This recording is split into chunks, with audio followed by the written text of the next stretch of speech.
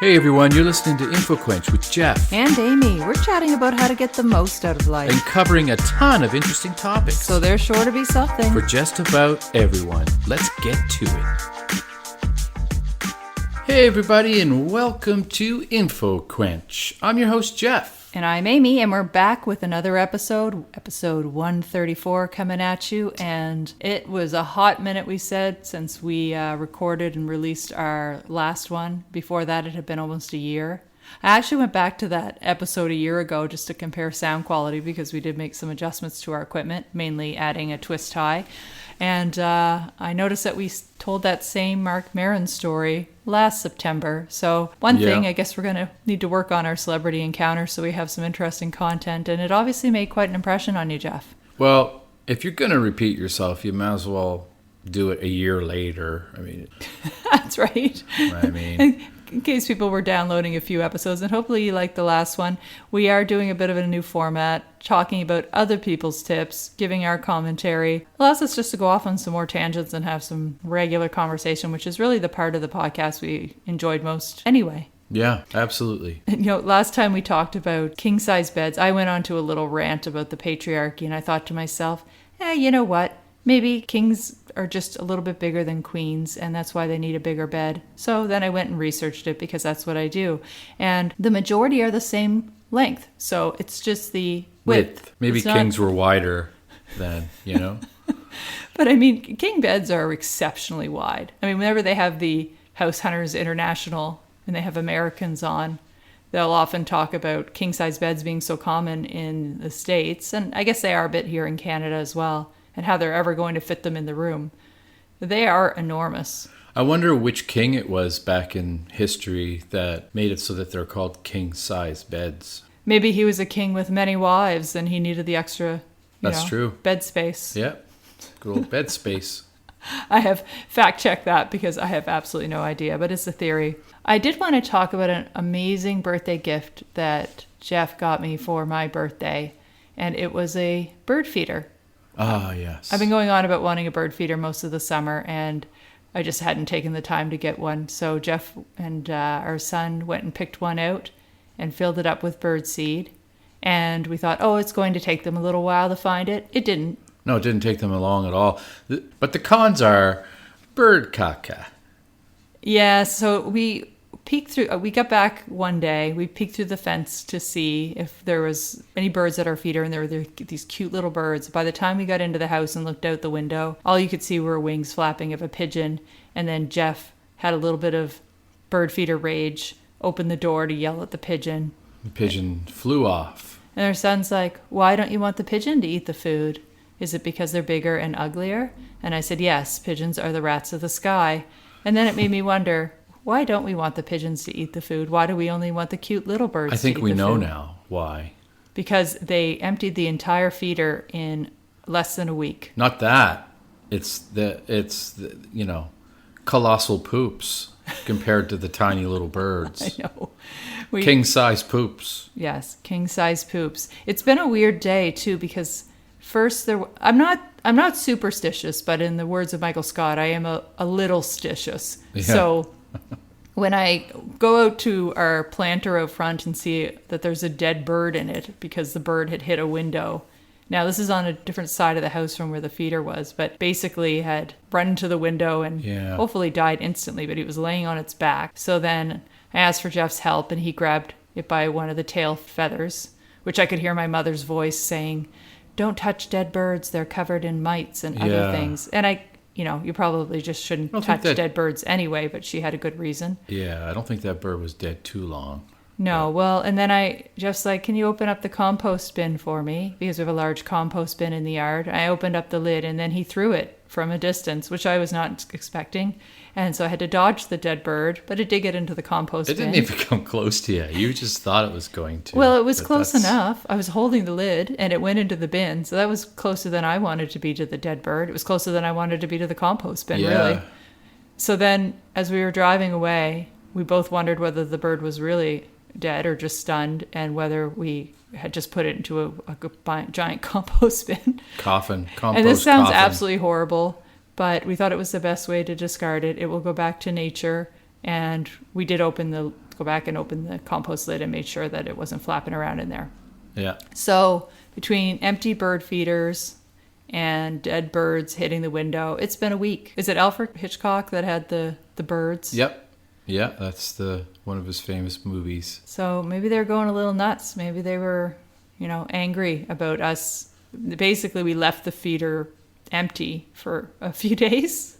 I don't know. Yeah, teach them a lesson not to poop everywhere. Yeah, because They're just going to start pooping again anyways. It's not too bad. Well, I don't think they're ready to learn a lesson because that whole bird brain expression doesn't come from just anywhere. Yeah. I think, they're a little slow in the learning curve. But that's that. So that's what went on in our world this week. It was all about the birds. We're going to talk about tips, and the first one I've got is don't buy CDs for people because they have Spotify. And so I'll mention that this tip sounds a bit old because I don't know how many people are buying CDs for people anyway. Actually, we've sort of moved back to vinyl. So I wonder, do you think we'll move back to CDs? CDs are already more popular than they have been in a long time now. Like, they're just so cheap. That's probably why. And if you're after the music, a physical copy of the music, which I like, CDs are the cheapest way to go. It just seems so tedious. Do you remember those big giant CD towers that used to be the thing in the 80s and 90s? Yes. I remember. I never had one. But we yeah. had one. We had Did one. you? And then it was quickly filled, and then it had another tower that didn't quite match, but was close to the same height at least. Yeah. But there's something unique about vinyl and the artwork and I guess the whole experience of vinyl that I'm not sure you get that same experience with a CD. No, you definitely don't. I mean, they're both physical copies of the music, but at the same time, like you said, you get the big artwork. It's just a little bit more tangible, let's say. Why do you think vinyl came back? I don't think vinyl ever really left too far. I mean, it did become a little unpopular and a little expensive and stuff, but it's more expensive now than ever. I hardly ever buy brand new records now or anything. They start, like here anyways in St. John, they start at like $35 or so. Well, what did they call it when you sort of had that crackly? Is that artifact? What is it called like that? It's not quite clean and crisp, the sound of just a crackly. record. Just like, But there's something nostalgic static about the fact that the sound isn't perfectly clear like you Yeah, might get on a CD. I like hearing the history of an album. I don't want it to sound too bad. I don't want it to skip. I don't want it to be too crackly, too many scratches in the record and stuff. Oh yeah, if you got to get up and move the needle. Then. Yeah, that's a problem. But other than that, I mean, I don't mind seeing the history of the album, even in the artwork and stuff like that, like the cardboard sleeve. That doesn't have to be pristine. My father always wrote his initials on the top corner of every record album. That probably would have drove you insane, eh? Yeah. Definitely, like if it's a really great record, it definitely brings down the value if you ever wanted to sell it or whatever, But if you you're a ever pick up collector. a record and you see a little JB in the corner, listeners, that's my dad. Yeah. All right. Well, I only really read the first part of the tip. So it was to not buy CDs because people have Spotify, but it's recommended that instead buy the merch from a band that they like because it's more personal and also they get some much needed money and support. So, Usually great a way lot to of bands, support though, music. they're so new to, or even bands that are really established, all they can really do is CDs. So that is their merch, You can buy a T-shirt or if they have one, but if they only have the CD, you might as well pick up the music, right? That's probably what's most important to any band is if you pick up their music. And that is merch, to a degree. I mean, it's not a T-shirt, it's not a mug. Well, and I don't even know, where do things stand with Spotify and artists being properly compensated? Oh, they're horribly compensated for sure, but it's that one-stop shop where you can pretty much listen to anything. Right. There are certain artists that stand up, like Neil Young and many others that are just like, yeah, you know what? You don't pay artists enough, so you're not going to carry my music. And they do that. So all the more reason to buy merch directly, buy the music directly from a band. Exactly. And Yeah. support them in that way. Yeah. All right. So what do you think about that tip? It's a pretty good tip, actually. I like the idea of supporting local music in any way you can, whether it's merch or buying their music. Guess what I'll do? If I can, I'll buy local. Or just showing up, right? Yeah. Showing up when you have live performances in your town, your city. Yeah. Sometimes it's not even supporting the local musicians. It's buying it from the local establishments, the brick and mortar stores, rather than buying it on Amazon or something like that. Yeah, that's a really good point. Yeah, keep business local. I mean, we heard a lot about that during the pandemic. If you don't support local, then you lose local, and so important to support local business. So, and we're blessed with some great record stores here in St. John. Yeah, we got Backstreet Records and Second Spin. Yeah, both of those record stores have local artist sections, so you can just go there and find some music from your local area. And I'm sure that holds true in most record stores. It does. When we went to Portland, Maine, it was the same thing. That's one of the things I love doing is when we go traveling, and if I go to a record store, I love to buy something local, because you're supporting the store and you're supporting the local artists, and you're getting something that you can't get anywhere else. There was some weird record store in London, I remember, that you wanted to go to, and I sort of Resolute Records, was it? Is that what it was? Yeah, I think so. It's probably not weird. I just that remember picture being in a basement or something like that. In that picture you took of me at the Banksy, I'm holding a Resolute Records bag. Oh, okay. So that's where we went. All right. So would you recommend that store if people are in London? Yeah, Resolute Records. And I should say London, England, rather than London, Ontario, because we are recording in Canada. So many great record stores, really. I can't think of any bad ones, really. The next tip I have is if your work's done on a computer, get a second monitor. So it's less time navigating between windows, means more time for thinking. So this is really common office setup that people have their laptop and then they have a large monitor and they basically have multiple windows, applications going. I just like the bigger screen because I can see it better. Yeah.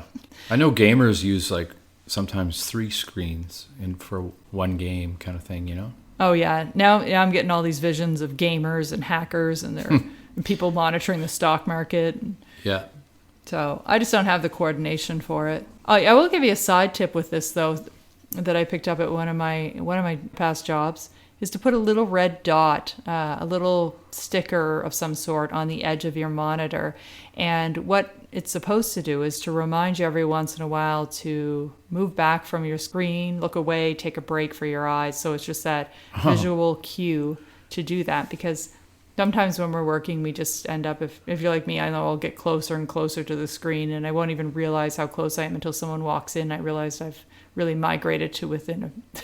Yeah, I thought you were going to say that the red dot you were going to put over your camera so no one can see you, can hack your camera and control it kind of thing, and yes. see you and all that. Well, my hack for that is to build a little slide out of Lego, a little, backward, forward clip that goes over your monitor, doesn't leave the residue like a Post-it note does. Given many virtual meetings that we have, that's a great way to give your camera a cover up. Absolutely. I saw something on Shark Tank where they were trying to sell those at a ridiculous price, but that was basically what it was, a piece of plastic that you slid over the edge of your monitor to cover up the camera. I bet you a lot of people would buy that, though, to be honest, so they I don't have to make one out of Lego. Well, if you got Lego, do it up cheap. That's my tip. I'm going to talk about tea. Tea? Tea. Oh, yeah, okay. Again, random tips. So I read about how long you should steep tea. Jeff's not really a tea or a coffee drinker. No, I'm not. I used to drink herbal tea a long time ago, just every once in a while, but I don't know, I got away from it, I guess. Is it hot beverages that are is it? No, I don't have anything against hot beverages. I don't know, I just never think of it. I'd rather just have a glass of water. Okay. To be honest. Water's good. So around steeping, it's very simple. A lot of times I'll read the box or the little tea bag package to see how long I should steep it. This tip is that green tea is 3 minutes, black tea is 4, and other herbal teas are 5. So 3, 4, 5. What if you go over? Does it blow up? No. See, the thing is that I like to leave it in longer because tea, for me, doesn't always have enough flavor. And I feel like if I leave it in there really long, it'll be more satisfying. But also I just forget to time it, or forget that I'm even making tea, and I go and do something else, and then I'm like, oh, I forgot I was making tea 10 minutes ago. So that's usually how long mine steep for, until I remember I'm making tea. Yeah, that works. Whatever you work. Like, is it the longer you steep it, the more like sort of flavor and caffeine is infused in your tea? Am I wrong in saying that? Or? I kind of feel like it's stronger the longer you leave it in. Yeah, I mean, how could it not be? Because it's just going to get more of the flavor or whatever from the tea bag. I know, maybe tea's magical, but I think in terms of logic, that would make sense that it would be stronger. Yeah. And some people drink it and never take the bag out. So there's I always that. find it in the sink. Just You're joking. you're talking to me about putting things in the sink. Yeah, I guess I am. I put a tea bag in the sink to drain momentarily, Oh. so then I can put it into the compost and not have it sopping wet in our little compost bin. Do you not like to drink the bottom of your cup of coffee either? I'm curious. Well, because I grind it myself and use a French press, sometimes there's a little tiny bit of Okay, that makes grinds sense. at the very, very bottom. Yeah. Just fine ones. Why? Why do you ask that? Oh, because the coffee cups are never completely empty. There's always like a couple gulps in the coffee cup. Well, that's why. Yeah. Now you know. There, now I know. One thing that really I find disturbing is when people leave the tea bag in the cup, in the mug, I guess, or teacup, and then they put milk in it. It's not them having milk in the tea, because I use milk in some orange pico teas and things. But it's just the idea of the milk going into the tea bag. I don't know if it's an issue, but it just seems odd to me. Yeah, I don't see an issue with it. You're going to put milk in your tea anyway, right? Yeah, okay. Well, then I just feel like then you pull out the tea bag and it's also sopping with milk that it could eventually sour. Yeah, I don't know. Maybe it's a non-issue, but I will give one more tip around tea. So the main part of the tip was, of course, steeping green tea for 3 minutes, black tea for 4, herbal tea for 5. So 3, 4, 5, or however long before you remember that you're making tea. Yeah. But I had a colleague who used to be a server, and her tip was always to put the milk or the cream in the mug first, then pour the tea or coffee in, and it self-stirs instead of putting that in last and then having to stir it. So you put the things in. Does put it all actually in. self-stir though? Like, Well, I it guess does, because once you start to dump it in, it just kind of creates a little swirl. swirl. I guess why would the milk stay at the very bottom? You know, the whole time. I saw a meme this week that made me laugh, so I'm going to share it because it does have to. It fits a little bit with this. It says, some people think your 40s are boring, but later today we're going to Costco and getting an entire case of green tea that I tried last weekend and really enjoyed. Entire case. I just like the idea of something that seems so mundane and simple is quite exciting, and maybe not as exciting in your 20s, but It's always definitely. more exciting in bulk as well. Oh yeah, when you find a product that you really like and then all of a sudden, You buy 1,000 of it. yes. Why not? It's like what's that line of from that comedian Mitch Hedberg? What does he say? Something like rice is a great thing to eat whenever you want a million of something. You want to eat a lot Something of like something, you can eat a million grains of rice. I was also thinking about mini sips. You remember mini sips? Oh, I remember mini sips. Yeah, they I were think they'll be- 25 cents. There'll be generations who don't. They were 25 cents? Mm-hmm. That seems kind of expensive. Oh, that's what I remembered anyway. Did you use the straw that came with them? No, I ripped a hole and just Yeah, we all gone. chewed the corner off, right? Yeah. And just probably swallowed a little bit of plastic or spit it out into the environment somewhere. Yeah. I just never trusted the physics of plunging a straw into the middle of a pillow of juice. Yeah. So Well, you're supposed to put your thumb over top of the little mini straw on the very top, right? And then Right. plunge it into the even middle. still, though, the whole thing, it was a strange. So I wondered how many of these straws are, in circulation, floating in our oceans because Oh, they billions. just, and nobody ever needed them. They were super popular. They might as well just show it on the commercial, bite the corner off. Think of kids. all the plastic from Mr. Freezy's. Oh yeah. That's Mr. just Free- full on thick plastic. That never breaks down. Probably won't break down for another 100 years. No, it just slices the sides of your mouth open while you're eating your freezy. Especially the jumbo ones, man. They were bad news. We used to freeze our mini sips. I've never done that. Yeah. Made them last a little longer. If it was 25 cents, then we need to make those last as long as we could. My next tip is around establishing clear rules about when to throw out junk. So once you have clear rules established, junk will probably cease to be a problem. I'm going to say false. False on this one. There are all kinds of rules people try to say. If I didn't wear the thing for 6 months, if I didn't use the thing for it a doesn't year. spark joy. Yeah, I don't know that we have clear rules. We had that broken chair Do you remember this chair? The lion chair? How could I forget about that Because chair? it's still up there, broken. That's and how I remember it. When we got married, I don't know how many years ago it was, but I'm going to say 4 or 5 years ago at least. I remember us discussing this chair. It's a really cool antique chair, but the base of it was broken. Like basically the seat pan was broken. And I guess neither of us were motivated to fix it. But you basically said, Well, it's still not fixed. no, but you said if it's not fixed by Christmas, and this was probably in the summertime, so 6 months, we'll get rid of it. But we didn't. We never No, got we rid did. of it. We tried. I put it on Kijiji, and this guy got a hold of me and said, that's a really expensive chair. That's at least a $250 chair. I'm like, oh, will you fix it for me? And I'll pay you to fix it? And he's like, no, I don't fix chairs. I'm just telling you that this is a really expensive chair. So I'm like, well, because I had it for sale for $50, I think. Then I took it off, and then now it's still sitting up there. So Now it's a great shelf and storage unit yeah, for I'll just whatever throw it we out sell. tomorrow. I'll just throw it out. I'll just break it into a million pieces and put it out on the. You're just sidewalk. doing that because you want to, because you know I like the chair too. I do Yeah. like the chair. I wish it was fixed. It's an albatross now in our home that it just sits there. Yeah, I When mean, people used to sit in it, glorious days when that chair was functional, people were like, "This is an amazing chair. I love it." it's a very bizarre chair because it's very like it's kind of square, and in the back it has these like metal sections that you put a rod through in order to recline it or bring it back up, kind of thing. Right. And that's the part that's all busted. Well, and at the end of the arms are these lion heads, so you Yeah, can kind of really rest your hand wonderfully over the lion. Carved lion's heads. It's really cool. Maybe we should show a picture of our broken chair. Perfect. We'll show off our broken chair. Maybe just the lions. The other part is books. We have no rules around books. We don't.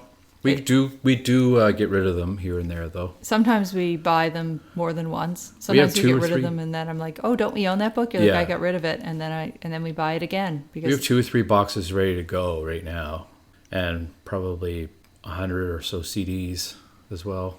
ready to go. They're all ready to go. They just have to be taken to where they need to go.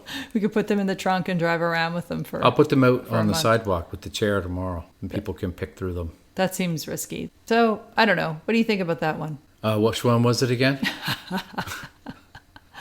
Having rules around old junk. I think everybody has loose rules on junk and stuff, but that's the thing. They're usually just loose. No one's going to be super strict about getting rid of things at a certain time or whatever. Well, there's like that one in, one out. Like if you buy Yeah. something, you find something to take out of your house.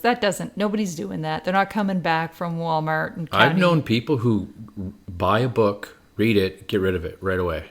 Like they don't keep books. You Well, if know? I'm only going to read it once and nobody else in the household is going to want to read it and don't want to pass it on to anybody, then I would get rid of it. But I know you like to reread books. I very rarely do so, but I love having them. It's like the having. Well, the nonfiction books I am more apt to keep. Yeah, they're like treasures of information, right? And memories of stories you enjoyed. And then records are no different. They're just like, I love that song. I want to hear it again. So you can tell what fills up our house based on Jeff's Yep. commentary. Yeah. Broken Records and chairs, books. records. Couple CDs. found dead amongst a pile of records and books. I'm just as an shelves organized collapse. hoarder. They're not really organized, but they are in shelves. Not alphabetically, but they are like put together. They're not in piles that you have to. How are they organized if not alphabetically? I have. You're well, colorblind, so they're they're- not by color. No, they're not color for sure. It's more like the records that are closer to the stereo are like records that I listen to the most, and then the ones in the other room are ones that I kind of go to dig in my own stacks, really, to Okay. find new music that I forgot I owned. So there is a method to the madness. There's a little bit. I know where most of the records are. I'm actually pretty amazed because what are we at? How many records would you say we're at now? Probably about 3,000. Yeah. I would so if you're able to, and we're not exaggerating here because I know we counted quite a while ago, and I think we're at 2,500 or But I've 3,000. For you to be able to go and just pull a record out of the stacks that we mentioned, that's impressive. Well, I don't know if it would be a very good percentage, but like I do know where some of them are. Not all. I know. Like if you said go find Miles Davis's Kind of Blue right now, I wouldn't be able to just say where it is.